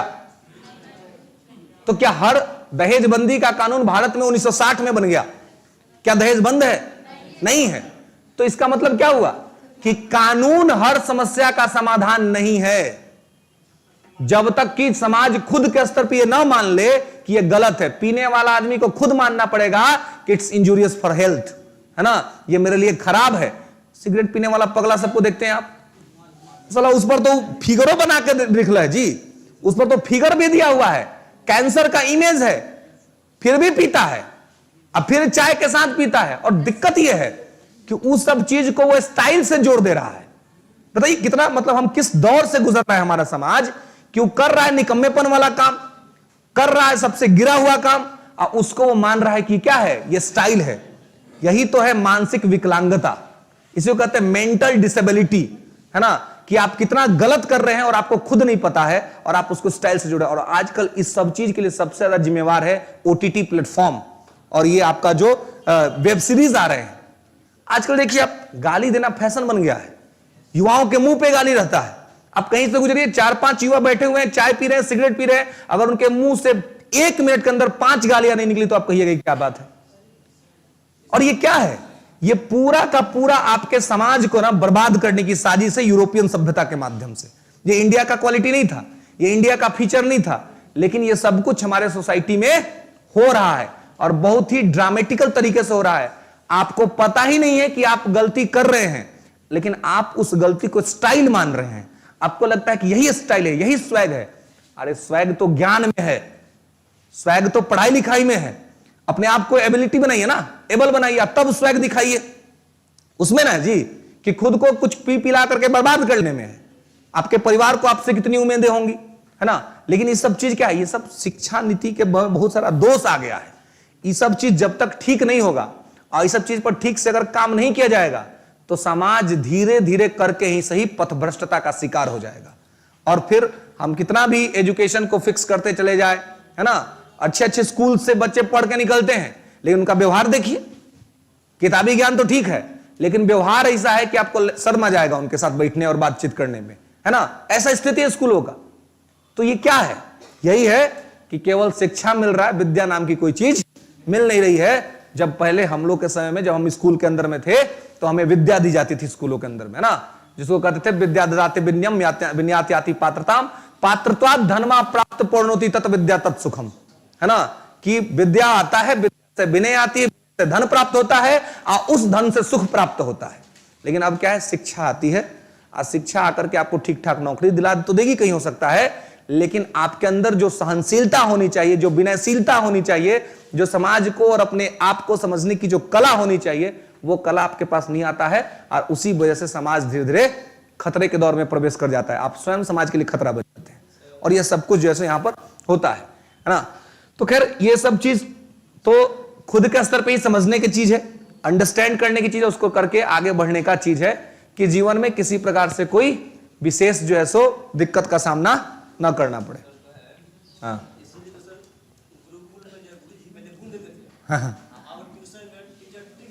ट्रिक देते। हाँ चलिए आइए, आर्टिकल 60 जो है, 60 क्या है, शपथ, राष्ट्रपति का शपथ। 60 है राष्ट्रपति का शपथ, ठीक है। देखिए ये सब मेरा, देखिए मैं ये सब आपको बस इसलिए बोल पाता हूं, बता पाता हूं, क्योंकि देखिए ऐसा मेरे को भी सब चीज थोड़ा ना पता था जी। लेकिन मैं कि देखिए जीवन में कुछ करे ना करे, मुझे ऐसा लगता है कि एक बार, भले नौकरी आपको जो करनी सो कर लो, है ना, एक बार आप लोग नेक्स्ट जनरेशन है, आपके भी नेक्स्ट जनरेशन आएंगे, हमारे भी आएंगे ना, तो एक बार उसको करना क्या है, वो नौकरी चाहे जो कर ले, उसको बस एक बार कहिए कि बाबू तुम कुछ मत करो, 1 साल खाली आईएएस का तैयारी करो ठीक से। इससे एक फायदा जानते हैं क्या होगा सबसे बड़ा, कि वो हर चीजों को इतनी बारीकी से समझ जाएगा कि उसको आपको जीवन में गाइडलाइन करने का जरूरत नहीं पड़ेगा, और आप निश्चिंत रह सकते हैं कि वो जीवन में जो करेगा वो ठीक ठाक कर लेगा। आज जीवन में जिस जगह पर भी जाएगा वहां ऑनर और प्रतिष्ठा में उसको कोई कमी नहीं होगा, और रुपया का तो कोई बात ही नहीं है ना, क्योंकि ये इसके सिलेबस और इसके फीचर्स ऐसे हैं कि अगर ईमानदारी से कोई व्यक्ति इसकी तैयारी कर लेता है तो देश में घटने वाली हर घटना, विदेश में घटने वाली हर घटना, सड़कों पर होने वाला व्यवहार, हर चीज का उसके पास एक कंक्लूडिंग पॉइंट है कि क्यों हो रहा है ना। उसको ज्यादा मतलब कहते हैं ना कि एक प्रकार से आप कह सकते हैं एक प्रकार की मोक्ष की प्राप्ति है, समझ में। अच्छा ये आदमी ऐसा कर रहा है तो क्यों कर रहा है, क्योंकि यहां वही पढ़ाया जाता है। सब कोई भी बात होगा तो पहले आएगा क्यों और कैसे, है ना, और क्यों कैसे के आधार पर क्या होता है कि वो सारी चीजें होती, तभी तो यहां से सिलेक्ट होने वाले आदमी को पूरा देश का जिम्मेवारी दे दिया जाता है। प्रधानमंत्री अकेले कुछ कर सकते हैं, कुछ नहीं कर सकते हैं, तो प्रधानमंत्री को सपोर्ट करने के लिए होता है प्रिंसिपल सेक्रेटरी, प्रधान सचिव। मुख्यमंत्री अकेले कुछ नहीं कर सकते हैं, उतनी योग्यता ही नहीं है, तो उनको सपोर्ट करने के लिए होता है मुख्य सचिव, है ना, जो इसी सर्विस से क्वालिफाई करके आदमी जाता है। क्योंकि ये इतनी योग्यता भर देता है कि एक व्यक्ति हो सकता है जो किसी एक विषय का जानकार होगा, है ना, लेकिन यहां पे रहने वाला व्यक्ति होता है कि लगभग सब विषय का, उससे समाज पूछ लो, उससे राजनीति पूछ लो, उससे भूगोल पूछ लो, उससे इतिहास पूछ लो, उससे अर्थव्यवस्था पूछ लो, उससे अंतरराष्ट्रीय संबंध पूछ लो, उससे पूछ लो कि अमेरिका में क्या हुआ, रूस में क्या हुआ, जापान में क्या हुआ, फ्रांस में क्या हुआ, इंडिया में क्या हुआ, हर चीज बता सकता है। तो ऐसी स्थिति में उसके पास पता है कि कोई सिचुएशन किस हिसाब से गुजर रहा है, कैसे हो रहा है। और देखिए अब आप लोग की चूंकि एग्जाम बीपीएससी ले रही है, अभी क्या है आप लोग का भी जो सिलेबस है वो समुंदर है। आप लोग का जो सिलेबस बना दिया, क्या बना दिया जी, समुंदर बना दिया। लेकिन इसका सबसे बड़ा फायदा क्या है, अगर आप ठीक समझिए, अगर इसको आप ईमानदारी से पढ़ लीजिएगा ना, पूरा सिलेबस पर ईमानदारी से कमांड कर लीजिएगा, तो आपके पास इतनी बेहतरीन योग्यता आ जाएगी कि आप केवल बिहार सरकार के राज्यकर्मी का दर्जा प्राप्त करने का गुलाम नहीं रह जाइएगा, वो तो मिलेगा ही, और उसके बाद जो पैसा आएगा उस अकाउंट में जाएगा, उसको खर्चों करने का जरूरत नहीं है। इतना योग्यता आ जाएगा ना, तो कहीं मार्कर लेके बोर्ड पर खड़ा हो जाएगा ना किसी भी जिला के अंदर, तो रुपया पीट के छोड़ दीजिएगा। पीट के इसको बोलते हैं ना, है ना, पीटना पड़ेगा, अब बोरा में कसना पड़ेगा, यह स्थिति हो जाएगी। लेकिन बशर्ते कि आप में योग्यता आ जानी चाहिए, तो आप गुलाम नहीं रहेंगे कि हमारा नौकरी होगा, हम 50,000 का नौकरी करेंगे। महाराज कौन पूछता है 50,000 का नौकरी आज के जमाना में, है? इतना महंगाई बढ़ रहा है धीरे धीरे, है ना, और जैसा जैसा आपका इनकम बढ़ता है ना, आपका लाइफ स्टाइल सही होते चल जाता है। तो आप 1 लाख कमाइएगा ना, तो आपको लगेगा कि तो नहीं, और 50,000 ज्यादा आता तो ठीक रहता। तो ऐसी स्थिति के लिए क्या है, एक बार खाली इस सब चीजों को आपको ठीक से पढ़ लेना, भविष्य को देखना है कि भविष्य आप कितना बेहतर बना सकते हैं। एक बार सब चीज पे कमांड हो गया ना, तो स्कूल का नौकरी सबसे बढ़िया, कितना देर का होता है जी, 5-6 घंटा का है ना, फिक्स नौकरी है। आपके पास सुबहों में टाइम है, आपके पास शामों में टाइम है, बशर्ते कि आप में योग्यता होनी चाहिए, बशर्ते कि आप में योग्यता होनी चाहिए। और सबसे बड़ी बात, बीपीएससी आपका एग्जाम कंडक्ट करा रहा है ना, तो इसके हिसाब से अगर योग्यता डेवलप हो गया तो किसी प्रकार से कहीं कोई दिक्कत या कोई समस्या आपको नहीं होगी। और सब लोग आज के जमाना में कुछ भी काम कर रहा है तो उसका मोटिव क्या है जी? अल्टीमेट है पैसा कमाना, है कि नहीं? अल्टीमेट मोटिव ही है ना। भले हम कितना भी बात कर ले नैतिकता का, आदर्शवाद का, लेकिन एंड ऑफ द टाइम यही ऑब्जेक्टिव है कि हम पैसा कितना कमा रहे हैं, एंड ऑफ द टाइम, है ना। तो पैसा कमाने का सबसे बेहतरीन सोर्स है, सबसे बढ़िया बिजनेस है कि अपने आप पर पैसा खर्चा कीजिए, अपने आप को एक रिसोर्स बना दीजिए, संसाधन बना दीजिए। इकोनॉमिक में जब आप अपने आप को संसाधन बना दीजिएगा तो आप जितना खुद पर खर्चा करिएगा ना, उसका लाख गुना ज्यादा जोड़ करके आपको बैकअप मिलता है। इससे बढ़िया बिजनेस कोई हो ही नहीं सकता है। अपने आप पर 50,000 खर्चा कीजिए, ईमानदारी से पढ़िए, अब फिर देखिए कि आप उस 50,000 से कितना करोड़ बना लेते हैं, है ना। ये आप बना सकते हैं इसी में केवल, दूसरा जगह पर इतना प्रॉफिट नहीं है, दूसरा जगह पर बहुत बड़ा रिस्क है भी है कि हो सकता है कि बिजनेस किया हो कहीं डूब जाए, ज्ञान प्राप्त कर लिए डूबेगा जी कहीं। जब तक है तब तक हमारा साथ है, यही तो कोई चीज है कि हमसे कोई छीन नहीं सकता है। किसी के पास काबिलियत नहीं कि आके छीन ले, कितनों धमकाएगा, रिवॉल्वर लेके आएगा कि दो हमरा अपना ज्ञान हमको दे दो। पगला, जान ले लो, ज्ञान कहां से लेगा, है ना। खूब कर सकते तो गोली मार दो, जीवन मेरा खत्म हो जाएगा, ज्ञान थोड़ी ना डाइवर्ट हो जाएगा जी। तो यही एक चीज है जो आपके पास एकदम सेव है, आई कोई छीन नहीं सकता। इसलिए इस पर इतना मेहनत होना चाहिए, इतना बढ़िया से काम होना चाहिए कि जीवन में कहीं भी जाकर के आप खड़ा हो तो ना आपको ऑनर का कमी हो और ना आपको रुपया का कमी हो। दोनों ही चीजें आपको सार्थक तरीके से मिल जाएंगी। और ये इसका मतलब बहुत प्रैक्टिकल चीज है। और मैं दूसरा क्या, मैं खुद ही आपको कहता हूं कि मैं एक बहुत साधारण परिवार से निकला, बहुत दिक्कत था पढ़ने लिखने के लिए। जब पटना आया, मेरे पिताजी ने बहुत कम पैसा मुझे दिया था। मैं अगर बताऊंगा तो आपका होश उड़ जाएगा। 2012 में मैं मैट्रिकुलेशन 14 में जब पटना आया तो मैं यही जो एन कॉलेज वहां पे गया मैं इंटर करने के लिए। तो मुझे मेरे घर से 2200 रुपए मेरे पिताजी ने मुझे दिए और मुझे ये कहा कि बहुत मेहनत से कमाइल पैसा वो हुआ, बर्बाद मत करी है करके। अब सोचिए, ओनली 2200 रुपीज, 2200 मतलब 2200 रुपए जो है वो केवल आपको मिला और उसमें आपको एडजस्ट करना था। उसके अलावा एडमिशन फी उससे ज्यादा था, है ना। लेकिन एक बात दिमाग में रहा हमेशा, जिन्होंने कहा कि मेहनत का कमाया हुआ पैसा है ना, इसको बर्बाद मत होने देना, ठीक है। और वहां से फिर लगा कि भाई कुछ ना कुछ तो ठीक ठाक। और आपने कहा ना कि मैं ग्रेजुएशन से पढ़ाने लगा। समस्या व्यक्ति को मजबूत बनाता है। प्रॉब्लम था लाइफ के अंदर में, सस्टेन नहीं कर पा रहे थे, तो प्रेशर था कि भाई किसी तरीके से अपने आप को स्टेबल करना है। स्टेबल कैसे कर सकते हैं? लेकिन हां, कहते हैं ना कि पिताजी लोग थोड़े से ये होते हैं कि पिताजी को डर था कि साला पटना में जा रहा है कहीं पैसा बर्बाद ना कर दे। ऐसा नहीं था कि इतना खराब स्थिति था कि पैसा दे नहीं सकते थे, लेकिन उनको डर था कि कहीं गबड़ा ना जाए। गांव का आदमी सब जो होता है वो सब थोड़ा माइंड वॉश करते रहता है पेरेंट लोग का, है ना, कि अरे कहां पटना भेज रहे हैं, गांव में पढ़ाइए ना, है ना, कहां जाएंगे वहां बिगड़ उगड़ जाएगा। ये सब समझाने वाला आदमी सब था। लेकिन हाँ, माँ एक होती है, माँ समझती है बच्चों का ना। माँ से मैंने रिक्वेस्ट किया, फिर उसने सपोर्ट किया। उसने किसी तरीके से पिताजी वाला ही पैसा कहीं से पिताजी से छुपा करके आदि कही कि जाओ जैसे पढ़ना है, जहां पढ़ना है पढ़ो। उसी बीच 1 साल के लिए मैं निकल गया दिल्ली, वहां जाके खुद पढ़ा और किसी तरीके से कष्ट करके भी वहां पढ़ा। और उस पढ़ने पर मिनिमम खर्चा आया, बहुत से लोग का सपोर्ट भी मिला उस टाइम पर लाइफ के अंदर में। और उस सपोर्ट सिस्टम से जो मिनिमम खर्चा किया, उस मिनिमम से आज मैक्सिमम कमा रहे हैं, मैक्सिमम, है ना। तो ये कैसे हो पाया? एजुकेशन के वजह से। बाकी कोई काम करते तो मुश्किल होता, है ना, कोई काम करते। तो यही हम सोचते कि आप लोग को या किसी को भी, हम सामान्य विद्यार्थी कोई आता है तो हम रिलेट करते हैं कि भाई बंधु है ना। तो ये समझना है कि भाई माता पिता का जो समस्या है ना, उसको हमेशा आपको अपने साथ, कभी भी कुछ बात गलत चीज दिमाग में आए ना, तो एक बार अपने माता पिता का चेहरा याद कीजिए और सोचिए कि उनके लिए आपको करना है, कुछ भी करना है तो उनके लिए हासिल करना है, उनको खुश करना है। तो कभी भी एक तो रास्ता से नहीं भटकिएगा, हमेशा अपने आप को योग्य बनाने के लिए कीजिएगा काम, है ना। और जो मैं हमेशा आपको कहता हूं कि उस समय वो स्थिति थी।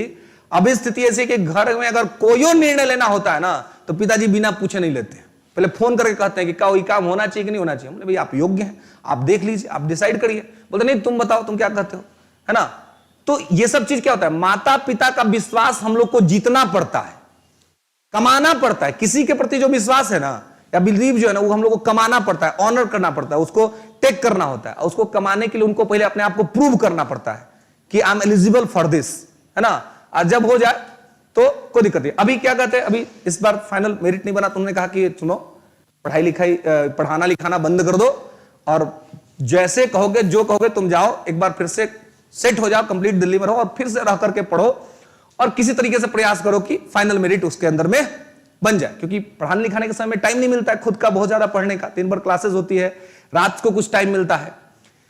लेकिन अब उनको लगता है कि नहीं, अब तो जब यहां तक पहुंच रहा है तो वहां तक तो अचीव कर ही लेगा कभी ना कभी, देर सवेर। तो अब कहते हैं कि तुम जो रिसोर्सेस और तुम जाकर के करो। मैं कहता हूं कि नहीं, अब कोई आवश्यकता नहीं इसकी, है ना। वो ठीक हुआ कि उस समय आपने बहुत कम मिनिमम अमाउंट मुझे दिए, क्योंकि वहां से मुझे वो मोटिवेशन मिला कि मैं अपने आप को स्टेबल कर लूं, कम से कम लाइफ के अंदर में अपने आप को स्थापित कर लूं, ताकि मुझे किसी प्रकार का कोई तनाव ना रहे कभी भी, है ना। और अभी स्थिति ऐसी कि कोई खास तनाव नहीं होता है। तनाव इसलिए नहीं होता है क्योंकि पता है कि भगवान की कृपा से, माता के आशीर्वाद से ऐसा स्थिति तो जरूर है कि कभी बेरोजगारी नहीं होगी लाइफ के अंदर में और कभी कोई समस्या, उस तरह का आर्थिक समस्या नहीं आएगा। तो वो जब कॉन्फिडेंस आपको आता है वो आपकी योग्यता से आता है। आप जब पढ़ लिख लीजिएगा तो किसी का मोहताज नहीं रहिएगा, किसी का भी नहीं, है ना। आपको केवल खुद पर विश्वास रहेगा कि आप में ऐसा चीज है कि आप कहीं भी जाइएगा तो आपको ठीक ठाक जीवन आपका बीत जाएगा, निकल जाएगा और किसी से आपको जो है सो कुछ लेने देने की जरूरत नहीं पड़ेगी। तो मूल बात बस इतना ही मैं आपको कहना चाहता हूं, मतलब एक या तो छोटा भाई बड़ा भाई जो समझ के समझ लीजिए कि भाई अपना लक्ष्य से समझौता कभी मत कीजिएगा, अपना पढ़ाई से समझौता कभी मत कीजिए। मैं मस्ती मजाक आपके साथ करता हूं बस इसलिए ताकि आप ठीक से चीजों को समझे, याद कर ले, ठीक है ना। अन्यथा लाइफ में सीरियस रहना बहुत जरूरी है। लाइफ में अगर आप सीरियस नहीं रहेंगे ना तो लाइफ आपके साथ मजाक कर देगी, और लाइफ अगर मजाक कर दिया तो फिर हम कहीं के नहीं रहेंगे। तो इसलिए बहुत जरूरी है कि लाइफ की चीजों को लेकर के सीरियस रहा जाए, और पढ़ाई लिखाई से ज्यादा सीरियस होने का कोई चीज नहीं है। ये अगर ठीक से हो गया ना, कहीं कोई दिक्कत नहीं होगा आपको, बार कभी कोई दिक्कत नहीं होगा, किसी चीज का दिक्कत नहीं होगा, बशर्ते कि ये चीज है जो है सो आपका ठीक हो जाए, बढ़िया से हो जाए, बढ़िया से इस पर काम कर ले, कहीं कोई दिक्कत नहीं होगा। खैर, तो राष्ट्रपति का शपथ जो है वो आर्टिकल 60 में है, और ये शपथ जो है वो शपथ की जो चर्चा है आर्टिकल 60 में, ये इसमें कहा गया है कि सर्वोच्च न्यायालय का मुख्य न्यायाधीश राष्ट्रपति को शपथ दिलाएगा। लिख लेंगे, सर्वोच्च न्यायालय का मुख्य न्यायाधीश राष्ट्रपति को शपथ दिलाएगा।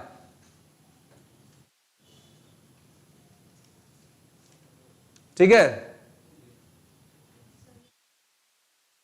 ओके। राष्ट्रपति को शपथ सर्वोच्च न्यायालय का मुख्य न्यायाधीश दिलाएगा, है ना।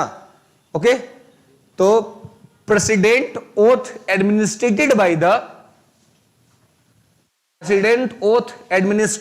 The chief justice of the supreme court. सर्वोच्च न्यायालय के मुख्य न्यायाधीश के द्वारा इनको शपथ दिलाया जाता है ना। तो ये आपको ध्यान रखना है कि शपथ जो है वो कौन दिलाता है, तो सर्वोच्च न्यायालय के मुख्य न्यायाधीश के द्वारा दिलाया जाता है। ठीक है, और देखिए, और ही जो ऑप्शंस, ऐसा हो सकता है कि मुख्य न्यायाधीश अनुपस्थित हो, तो मुख्य न्यायाधीश यदि अनुपस्थित रहेगा तो कोई सीनियर मोस्ट जज, अन्य वरिष्ठ न्यायाधीश, है ना, जो वहां का कोई सुप्रीम कोर्ट में वर्तमान में 34 जज हैं, ठीक है, CJI प्लस 33, एक होता है मुख्य न्यायाधीश और 33 है अन्य वरिष्ठ न्यायाधीश। तो उसमें का जो ये जो 33 गो है, इसमें जो सीनियर मोस्ट होगा वो दिला देगा। ठीक है, मतलब अगर CJI नहीं होगा तो, ठीक है। इसके बाद है आर्टिकल 61, इंपीचमेंट ऑन प्रेसिडेंट, राष्ट्रपति पर महाभियोग। राष्ट्रपति पर महाभियोग, आर्टिकल 61, राष्ट्रपति पर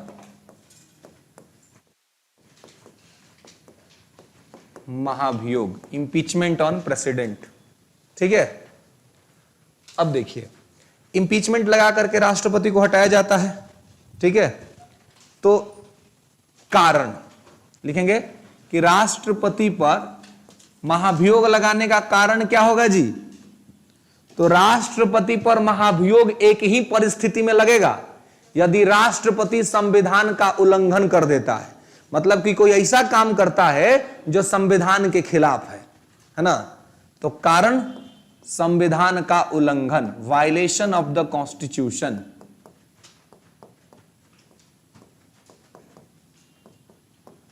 ठीक है, किसी पर नहीं लगा, अभी तक किसी पर नहीं लगा है। ठीक है, तो राष्ट्रपति पर महाभियोग लगने का एक ही कारण है, संविधान का उल्लंघन। यानी कि राष्ट्रपति यदि संविधान के खिलाफ कोई काम कर दिया तो राष्ट्रपति को इंपीच किया जा सकता है, राष्ट्रपति को उसको पद से हटाया जा सकता है। क्लियर है? अब देखिए कि ये कैसे लगता है ना, महाभियोग कैसे लगेगा।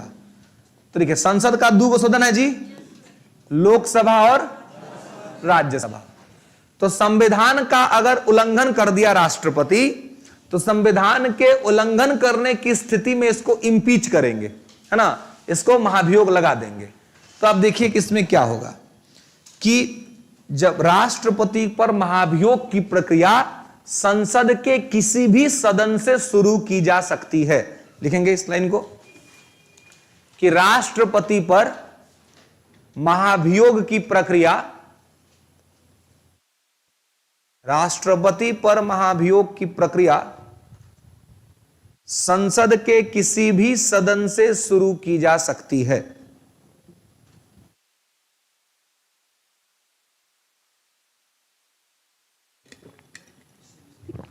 किसी भी सदन से शुरू की जा सकती है। Parliamentary impeachment process on president started in any house of the parliament. ठीक है, राष्ट्रपति पर महाभियोग की प्रक्रिया संसद के किसी भी सदन से शुरू हो सकती है। तो संसद का कितना सदन होता है जी? दो गो, लोकसभा या राज्यसभा। इसका मतलब हुआ कि दोनों में से कहीं से भी शुरू हो सकता है। ठीक है, अब देखिए, जहां से भी शुरू करना होगा ना, जहां से मान लीजिए लोकसभा या राज्यसभा, कहीं से शुरू करना होगा तो 14 दिन पहले राष्ट्रपति को नोटिस भेजना पड़ता है ना। 14 दिन पहले राष्ट्रपति को नोटिस जाएगा। तो नोटिस कौन भेजेगा?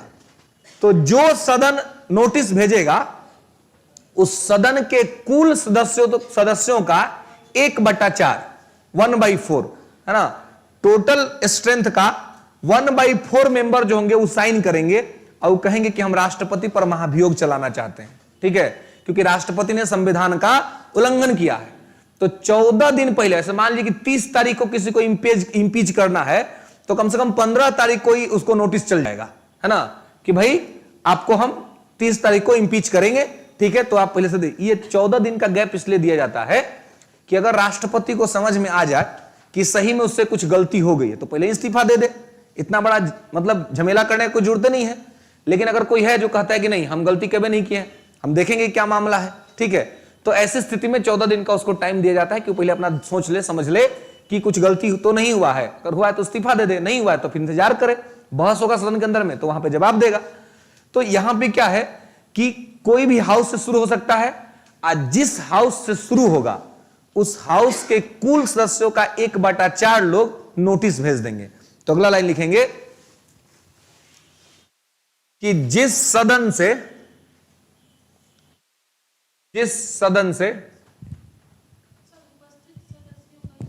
कुल का, जिस सदन से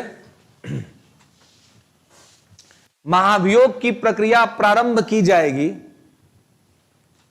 जिस सदन से महाभियोग की प्रक्रिया प्रारंभ की जाएगी, महाभियोग की प्रक्रिया प्रारंभ की जाएगी, उस सदन के 1/4 सदस्य, उस सदन के 1/4 मेंबर 14 दिन पहले, उस सदन के 1/4 मेंबर 14 दिन पहले राष्ट्रपति को सूचना भेज देंगे। राष्ट्रपति को सूचना भेज देंगे। ठीक है, ओके। राष्ट्रपति को सूचना भेज देंगे। अब देखिए, तो मान लीजिए कि राज्यसभा से शुरू हुआ तो राज्यसभा के 1/4, या लोकसभा से शुरू हुआ तो लोकसभा के 1/4। 14 दिन पहले नोटिस चल जाएगा, ठीक है। अब जब 14 दिन कंप्लीट हो जाएगा, अभी तक राष्ट्रपति ने इस्तीफा नहीं दिया, इसका मतलब है कि राष्ट्रपति को देखने का मन है कि भाई क्या मामला है ना।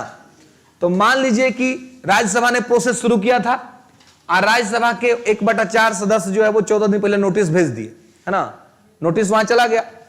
14 दिन के बाद अब ये राज्यसभा अपने यहां प्रोसेस शुरू करेगी हटाने का, है ना। तो ये क्या करेगी, अपने 2/3 बहुमत से, 2/3 मेजोरिटी से इस प्रस्ताव को पास कर देगी, ठीक है।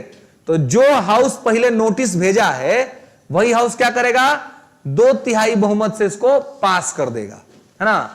अब कह देगा कि भाई हम लोग राष्ट्रपति को हटाना चाहते हैं, 2/3 बहुमत से हमारा प्रस्ताव पास हो गया, ठीक है। तो 14 दिन के बाद क्या होगा, तो अगला लाइन लिखेंगे कि 14 दिन के पश्चात, 14 दिन के पश्चात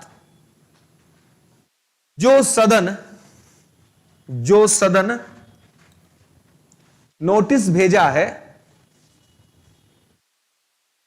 जो सदन नोटिस भेजा है उसके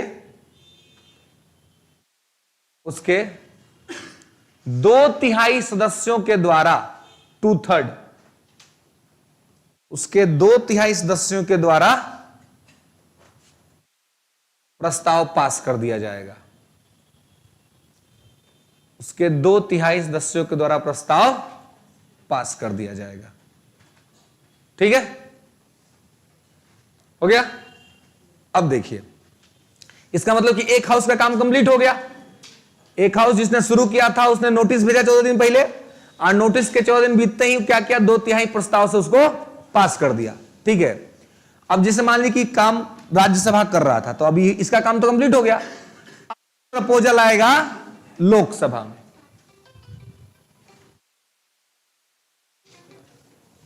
हेलो, हाँ, इसको छोड़ दे अब, ठीक। और बैच के क्लास का टाइम हो गया जी,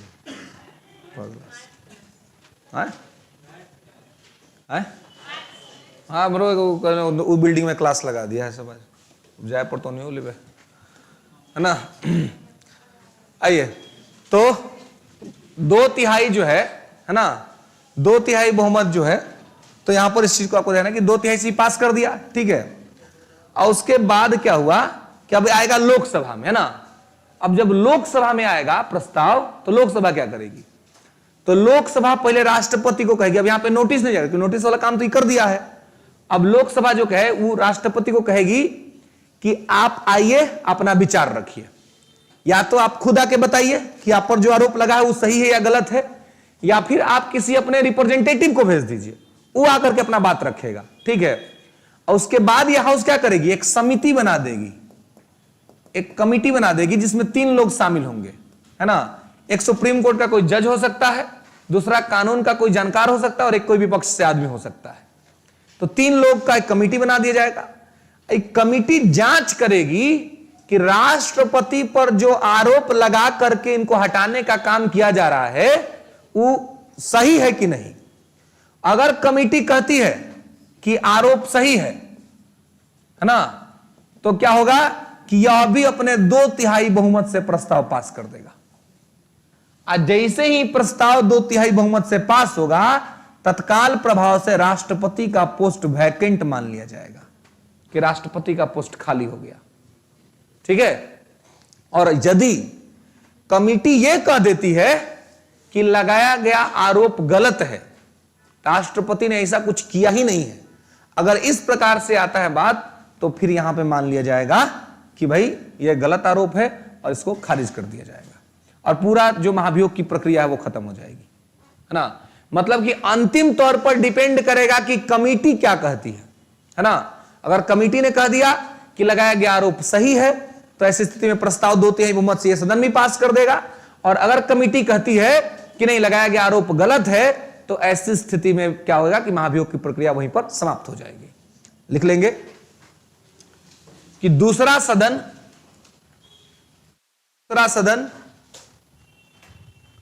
राष्ट्रपति को अपना विचार रखने का मौका देता है। दूसरा सदन राष्ट्रपति को अपना विचार रखने का मौका देता है। राष्ट्रपति को अपना विचार रखने का मौका देता है। उसके बाद लिखेंगे कि साथ ही एक समिति बनाता है। हाँ, इसी में साथ ही एक समिति बना देता है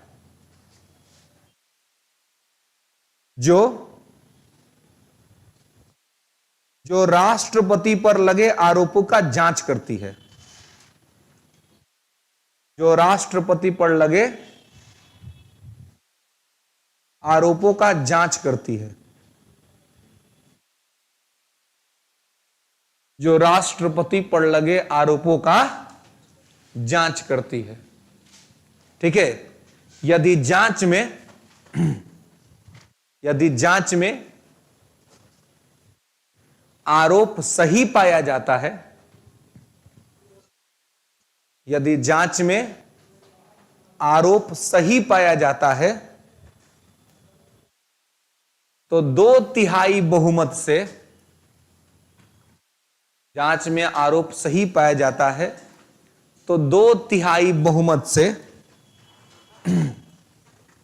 2/3 बहुमत से प्रस्ताव को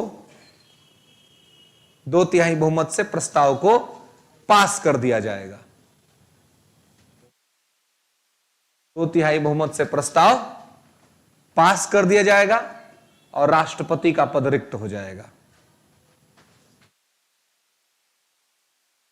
2/3 प्रस्ताव से पास कर दिया जाएगा और राष्ट्रपति का पद रिक्त हो जाएगा। ठीक है। और राष्ट्रपति का पद रिक्त हो जाएगा। यदि समिति आरोप को गलत पाती है, यदि समिति आरोप को गलत पाती है तो महाभियोग की प्रक्रिया वहीं समाप्त हो जाएगी। यदि समिति आरोप को गलत पाती है तो महाभियोग की प्रक्रिया वहीं समाप्त हो जाएगी। ठीक है। ठीक है। चलिए, तो यहां तक में कोई दिक्कत, कोई समस्या, ये बताइए। तो इस प्रकार से, लेकिन अभी तक के भारत के किसी राष्ट्रपति पर महाभियोग नहीं लगा है जी, है ना। ये अच्छा बात है कि अभी तक भारत के किसी राष्ट्रपति ने कोई गलती या कुछ दिक्कत नहीं की है। ठीक है। तो इसके आगे हम लोग देखेंगे नेक्स्ट क्लास में। ठीक है। चलिए।